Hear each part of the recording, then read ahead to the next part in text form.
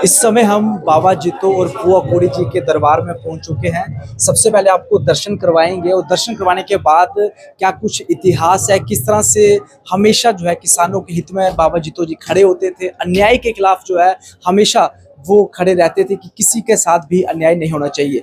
चलिए भुवनेश जी से जो है बातचीत करते हैं कि इस मंदिर का इतिहास क्या और साथ ही साथ बाबा जित्तो जी का क्या इतिहास है, ताकि सभी दर्शकों तक जो है उनकी जो प्रेरणादायक जिंदगी रही है वो पहुंचे। जी सर, पूरी कहानी के बारे में बताएं। सबसे पहले तो जय बाबा जित्तो जी की, जय बुआदाती जी की। और आपका भी धन्यवाद जो आप बाबा जी के दरबार में हाजिरी लगाना है। हम मनोकामना करेंगे बाबा जी का आशीर्वाद आप पर बना रहे।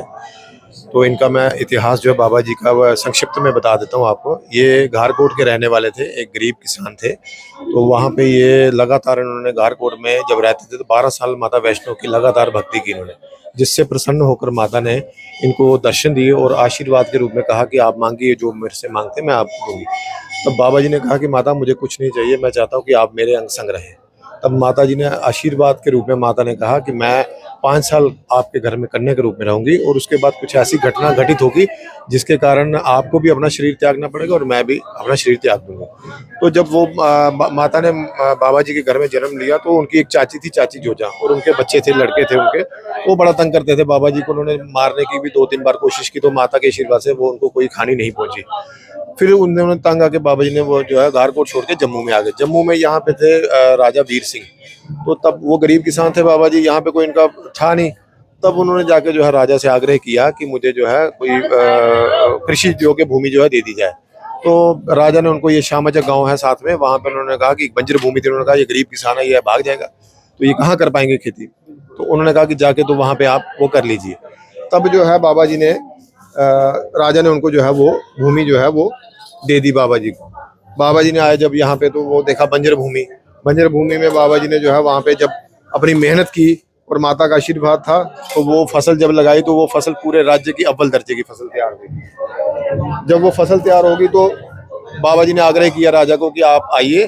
जब राजा के पास बाबा जी गए थे तो तब उनका जो तय हुआ था तो राजा ने कहा था कि एक हिस्सा मुझे दे देना, 3 हिस्से आप रख लेना।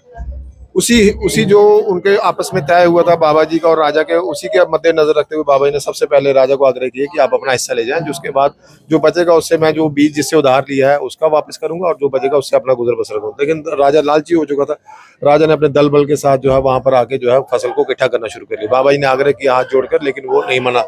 तब बाबा जी ने जो है क्रोध में आकर उन्होंने कहा कि मैं अपना हक तो जाने नहीं दूंगा। ऐसे उन्होंने अपने शरीर पे कटारा मारा और अपने प्राण त्याग दिए। जैसे उन्होंने प्राण त्यागे तो वहां पर लूटपाट और जो भी लोगों ने बोरियां भरना शुरू कर दी। कुछ लोगों ने जो जिसके हाथ में कोई 2 बोरी कोई 4 बोरी लेकर वहां से चल दिए। तब जब माता को पता चला कि बाबा जी ने अपना शरीर त्याग दिया है तो बाबा जी को जो है वहां से शरीर यहाँ पर आके बाबा जी का संस्कार हुआ। यहीं पे उसी अग्नि में जो है माता ने भी अपने प्राणों की आहुति दे दी। तो ये जो मंदिर है ये 700 साल पुराने मंदिर है। ये बाबा जित्तो जी का मंदिर है, वो बुआ दाती जी का मंदिर है। और जिनसे उन्होंने बीज उधार लिया था उनको बाबा जी ने दर्शन देकर कहा कि आप जो झिड़ी में 2 मंदिर हैं, बाबा जित्तो जी का और बुआ दाती जी का, वहां पर जाके पूजा अर्चना कीजिए और जो भी चढ़ावा होगा वो आपका परिवार ही खाएगा। उसी परिवार में से जो है वो 700 साल से जो है परिवार हमारा जो है पूजा करता आ रहा है और हम यहाँ पे बाबा जी के जो है चरणों में उनकी भक्ति करते हैं। और हम आज ये जो मेला है, भव्य मेला जो आयोजित हुआ है, ये हर साल की तरह कार्तिकी पूर्णिमा को आयोजित किया जाता है, जिसमें प्रशासन का भी बड़ा रोल रहता है। प्रशासन उत्तर भारत से और अन्य कई राज्यों से, उत्तर भारत का सबसे बड़ा मेला है। हरियाणा, पंजाब, चंडीगढ़, यहाँ सब विदेशों से भी लोग आते हैं। जो लोग यहाँ से विदेशों में सेटल हुए हैं, जिन्होंने उस समय का अनाज जो है बाबा जी के जो पूर्वज लेकर गए हैं, उनके जो बच्चे हैं, पक्षी, जो पशु, वो सब आगे जो है बाबा जी के दरबार में नतमस्तक होते हैं, यहाँ पर हाजिरी लगाते हैं और बाबा जी का आशीर्वाद प्राप्त करते हैं। बहुत बहुत शुक्रिया, आपने समय दिया और आपने देखा कि किस तरह से बाबा जित्तो जी की पूरी कहानी इन्होंने बताई, किस तरह से उन्होंने संघर्ष किया, किस तरह से वो समाज के लिए खड़े होते थे, किस तरह से समाज के लिए प्रेरणादायी थे, खास करके किसानों के लिए। तो हमने भी आपको दर्शन कराए।